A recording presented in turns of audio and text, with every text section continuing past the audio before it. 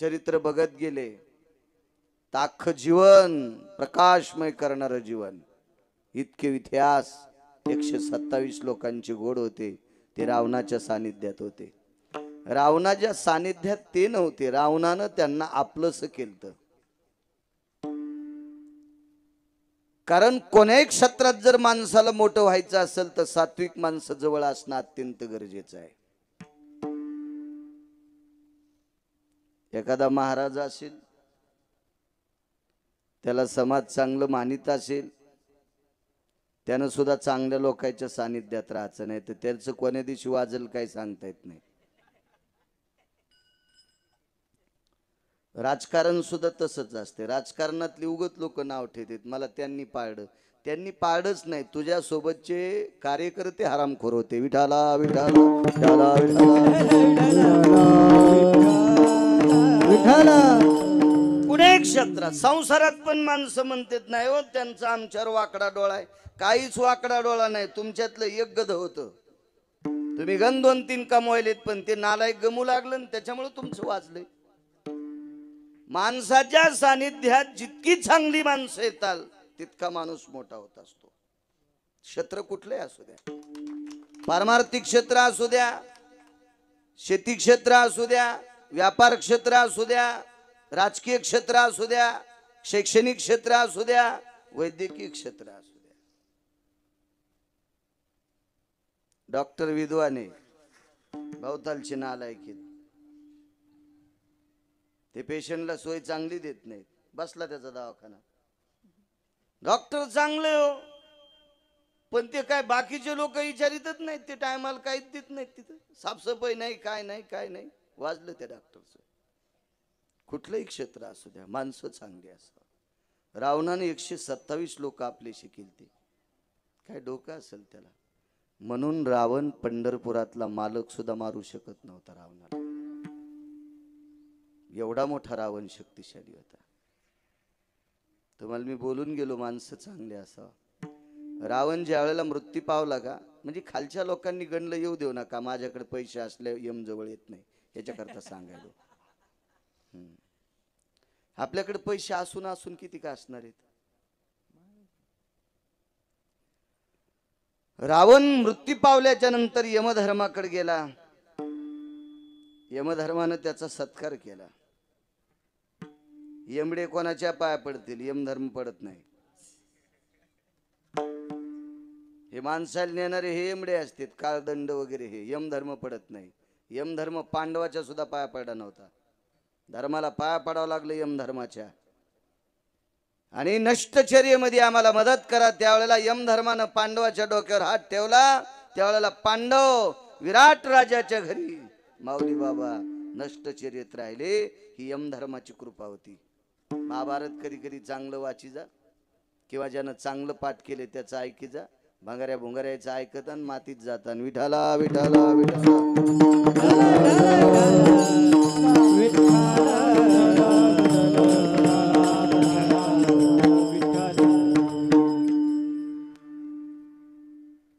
यमधर्माने सत्कार केला. काही ठराविक लोकांच्या यादीत, यमधर्माच्या यादीत ठराविक लोक, त्याच्यापैकी एक रावण होता. रावणाने विचारलं, यमराज एक बोलू का मी? मला नेण्याच्या बाबतीत मी मरायच्या अगोदर तुमचं काय मत होतं? काय हुशार रावण बघा ना. ज्याच्याकडून सत्कार घेतला त्याच्या किती लांबीच कायला. विद्वत्ता बघा, याला विद्वान म्हणत असतात. रावणानं विचारलं, यमधर्म महाराज, मी मरायच्या अगोदर तुमचं काय मत होतं माझ्याविषयी? यमाच्या डाव्या डोळ्यातून टप टप टप टप पाणी आलं. त्या पाण्याचा अर्थ असा आहे, राजन, या पृथ्वीवरची कुठलीही शक्ती तुम्हाला मारू शकणार नाही. एवढी मोठी ताकद तुमच्यात. फार मोठी शक्ती. म्हणे प्रभू रामचंद्र 1 कोटी राम जन्माला आले असते तरी तुम्हाला मारलं नसतं, मारू शकत नव्हते.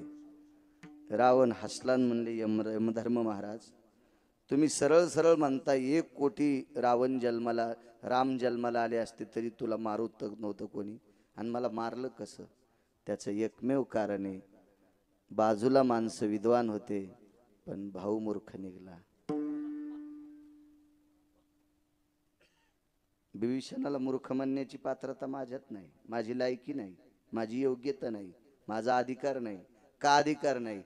कारण विभीषण नामधारक होता. तुका म्हणे अग्नी झालाशे शीतळ आणि प्रतापे सबळ नामाची.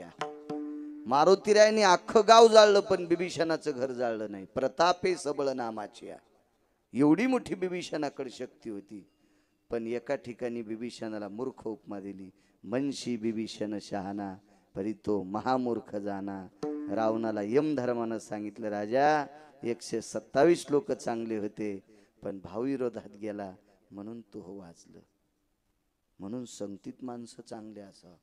जेव्हा जेवायला बसल्याच्या नंतर एक तर दुरून असावा, ते फुटका नसावा, नाही तर दुरूनच नसावा. पोळी वाहडी काही वाहडी कुस करायची आणि त्याच्यावर आमटी घ्यायची. चेअरमन काला करून खाऊ शकते माणूस, पण दुर्नात आमटी घेतल्यावर पुढचा वाढायला तिकडे गेला तो रग दुर्नातली आमटी शेजाऱ्याच्या धोत्राखाली गेली. म्हणजे असे फुटके दुर्ण काय कामाचे? माणसाचा बेविश्वास होतो ना. जवळ माणसं गोड असावा. 127 विद्वान ज्या रावणापाशी होते, त्या रावणाच्या उशाला काळ बसला. आपल्या बाजूला सगळे चोर आहे, त्याचं ध्यान ठेवा. विठाला विठाला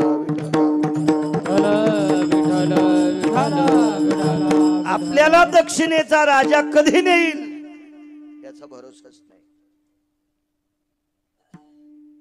मोठ्या श्रद्धेने सांगतो तुम्हाला, काळ कोण्या कोण्या माणसाच्या, किती मोठ्या लोकांच्या उशाला.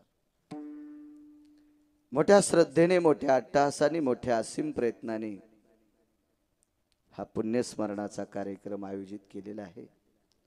वैकुंठवासी स्वर्गीय मातोश्री रखमाबाई दरवडे ना, रखमाबाई बाबा दरवडे ह्या विश्वाच्या मालकाच्या सानिध्यात विलीन झाल्या. निरोप आला दक्षिणेच्या राजाचा, बाई यावं लागतंय. जी दादा. निघाल्या त्या. प्रत्येकाला निमूटपणे सहन करावं लागतंय. लाखो पेशंटला दुरुस्त करणाऱ्या डॉक्टरला जर दक्षिणेच्या राजाचं पत्र आलं तर त्या डॉक्टरला म्हणता येत नाही, यमराज मी लय लोकायला नीट करतो, मला ठेवा. नाही, सगळ्यांना नीट करणारा दक्षिणेचा राजा यम आहे, त्याचं ऐकावंच लागतंय. तुमच्याकडे पैसे किती आहेत याचा विचार करायचा नाही, तुमची सत्ता किती मोठी आहे त्याचा विचार करायचा नाही, तुम्हाला लोक किती मानतात त्याचा विचार करायचा नाही. मालकाची चिठ्ठी आली, निरोप आली की बरोबर ते निरोप स्वीकारावा लागतो आणि जावं लागतंय. तुम्ही कोर्टातल्या समन्स आल्यावर असं तसं करताल, गावालाच गेले, हजरच नाही, तामकच नाही, तमकत नाही, फाईनच भरू वगैरेच भरू, ते तिथं चालते. पण हे जे कोर्ट आहे ना, ह्या कोर्टाला कितवा नंबर द्यावा हे आतापर्यंत ब्रह्मदेवाला पण कळालं नाही. Session court, high court, supreme court, Kant court हे खालच्या कोर्टाला नाव द्या, पण वरच्या कोर्टाला कुठला न्याय द्यायचा आहे किंवा नंबर कुठला द्यायचा आहे, त्याला उपमा काय द्यायची, महाराज हे चतुराननाच्या सुद्धा डोक्यात नाही. दक्षिणाधीयन पतय कलो मिमकृतुजन भय जायन्ते मृत्युर सारं स्ततेव छाया मृत्युन सारं स्ततेव छाया मृत्युन सारं स्ततेव छाया यत यमग्रोयं भयन्ति पंता काल छंद भय जायन्ते दंडाभिमान सकल सुधा दंडाभिमानं सकल सुधा दंडाभिमानं सकल सुधा. अभिमानानं उंच असा ज्याचा दंड आहे, ज्यानं ज्याच्यासाठी वरी केला त्याच्यासाठी लाकडं मळ्यात नेऊन टाकावत लागते. विचारच करायचा नाही त्याच्याकडे पैसे किती आहेत, त्याचं वय किती आहे. वय जरी लहान असलं तर त्याचा सुद्धा विचार करता येत नाही. जन्मले ते बाळ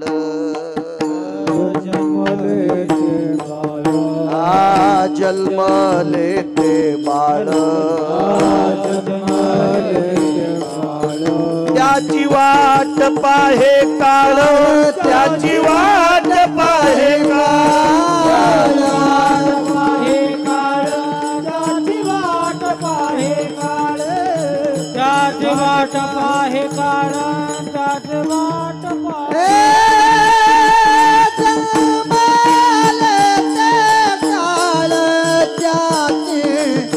वाट पाहे काळ त्याची वाट पाहे काळ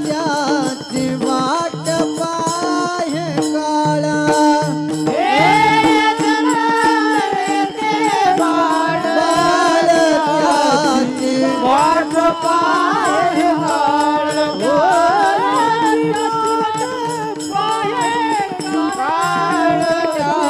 काळ वाट पाहे काळ आणि आम्ही बऱ्याच वेळेस मोबाईलवर याच्यावर माझ्याकडे तर मोबाईल मोठा नसतो राजू पण दुसऱ्याच्या मोबाईल मध्ये कधी कधी गाडीत कोणी काढा तर तुमचं दाखवत असतात वा वा वा वा छोटा पुढारी यांना छोटं नाही म्हणायचं इथून पुढं हे कशा करता मोठे म्हणायचे माहितीये का यांच्यासारखा भारतात पुन्हा होणारच नाही असा पुढारी घनश्यामजी वा तुम्हाला सुद्धा घनश्यामजी दरवडे वा याच कुटुंबातले का वा वा वा वा मग तर काय पाहायचंच काम नाही छान तुम्हाला सुद्धा प्रणाम एका कमी वयात बोलण्याचं धाडस नाविन्य भगवंतानं दिलेला एक तो सद्गुण असतो म्हणून घनश्यामजी तुम्हाला सुद्धा धन्यवाद तारखीच्या संदर्भात चिनलगे सरपंच रात्री 2 वाजल्यापासून आम्ही त्यांची झोप मोडली आम्ही झोप तुमची मोडी त्याबद्दल क्षमा मागतो पण तुम्हीच आम्हाला बेजार केलं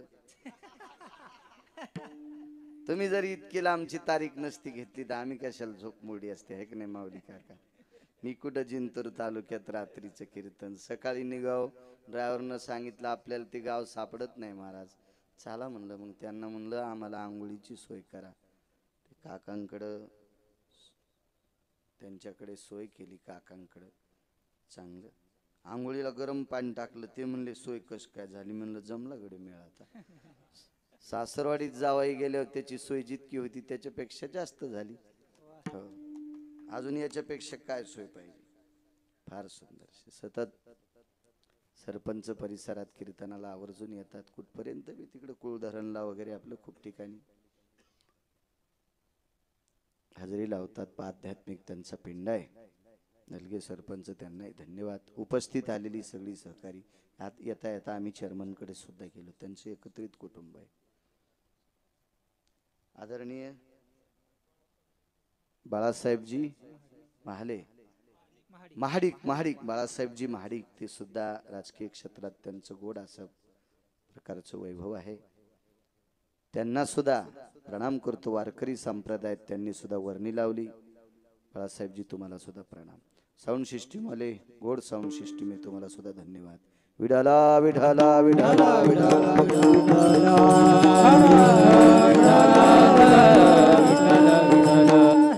चांगली साऊंड सिस्टीम आमच्या वारकऱ्यांना आवाज चांगल्या प्रतीचा द्या तुमचं देव कल्याण करेल येऊन या काळ बैसला शेवसा काळानं आतापर्यंत कोण्याच माणसाला सोडलेलं नाही मग एक जण म्हणला महाराज वाईट काम करणाऱ्याला बी काळण्यात लागलाय आणि चांगल्याला काळणे तूच मग चांगलं वागायचंच काऊन असा एक सोमळ्या भेटला त्याला सांगितलं भडव्या तुझी व्याख्या कुठेही लागू होत नाही हरामखोरा काळ सज्जनाला नेतो आणि दुर्जनाला नेतो पण सज्जनाला आणि दुर्जनाला नेण्यातला फार फरक आहे मांजर जणल्याच्या नंतर या घरून त्या घरी 5-7 घरी फिरत असती तोंडानच पिलं इकडची तिकडे नेती पण दात लागू देत नाही पिलाला आणि उंदीर जाताना मग चांगल्या माणसाला मांजर पिलाला जशी या घरी त्या घरी नेती तसा काळ चांगल्या माणसाला नेतो आणि हराम खोरायला उंदरासारखा नेतो. विठाला विठाला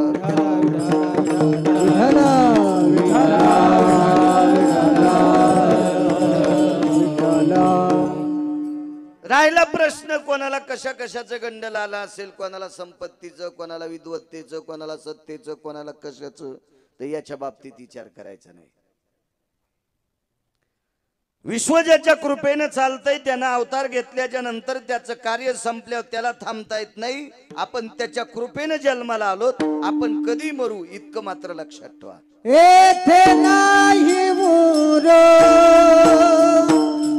आले अवतार, येथे नाही मोर आले अवतार, येथे नाही मोर आले अवतार, येथे नाही मोर आले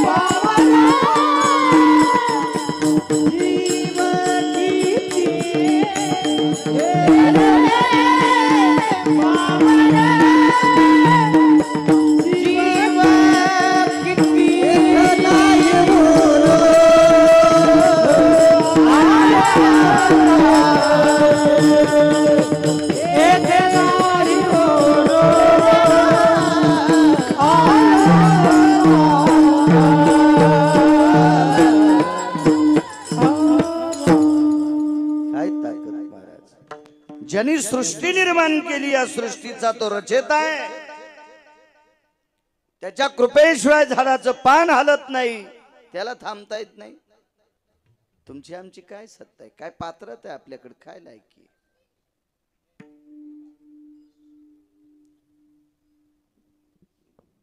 एक माणूस इतका श्रीमंत नलगे सरपंच, त्याच्या घराची एक चौकट इकल्यावर 35 बारे आमदार होता येते. माझ्या गोळ्या संपल्या नाही, मी गांजा वडीत नाही, मग काही दुखत नाही, माझ्या काय डोक्यावर परिणाम नाही. दुखतंय फक्त कंबर, याचा डोक्याचा काही संबंध नाही. त्याच्या घराची एक चौकट इकल्यावर 35 बारे आमदार होता येते. अशा त्याच्याकडे 7 कोटी चौकटी होत्या. 7 कोटी, एक चौकट 22.5 क्विंटलची. तोळा काय, एका किलोत किती तोळे बसते? मग 700 कोटी गुणिले आपलं 700 कोटी, 7 कोटी चौकटी गुणिले 22.5 क्विंटल सोनं. तुमच्याकडे आकडा कॉम्प्युटर मध्ये बसत असला तर काढा, आणि दुसरी गोष्ट सहन होता असला तर काढा. पहिला मुद्दा. बऱ्याच वेळेला अंगातल्या बिमाऱ्यापेक्षा एक दुसरी बिमारी सुडके माऊली इतकी वाढली की दुसऱ्याचं काऊन चांगलं चाललंय. ह्याच बिमाऱ्या पोटात डबे वाढले. त्यांनी बंगला बांधला, हो त्याला गौसला असन का? तू कर ना, तुला गौस देत का? पाय ना कोणी दाढी केलेले केस तरी. हा लोकायचं इचकी तू भडव्या. विठाला विठाला विठाला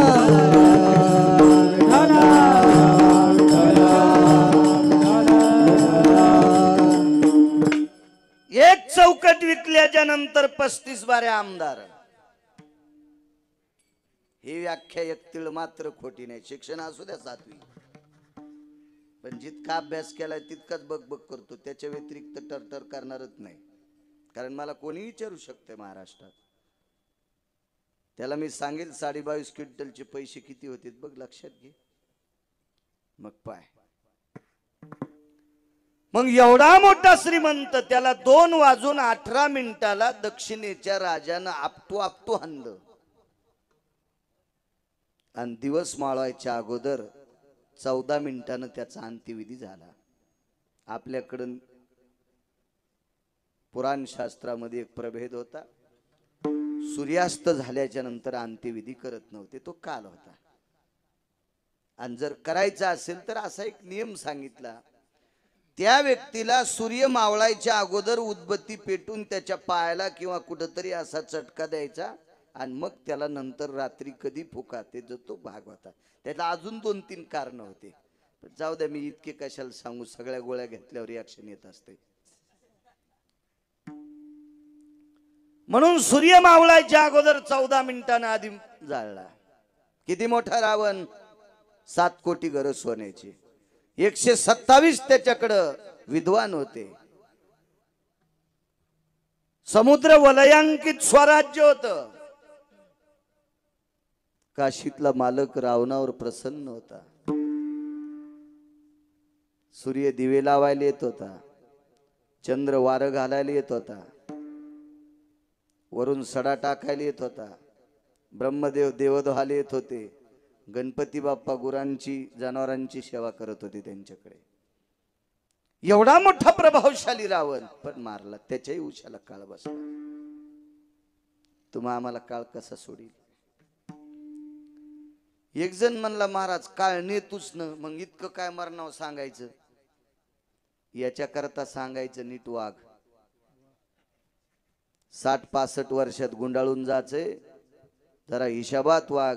मेल्याच्या नंतर 4 लोकांनी तुझ्यासाठी चांगले शब्द टाकावा, असं करून मर, नाही तर तू काही कमीलं तर सगळं मागच्यात चोरायला ठेवून जावं लागतंय. विठाला विठाला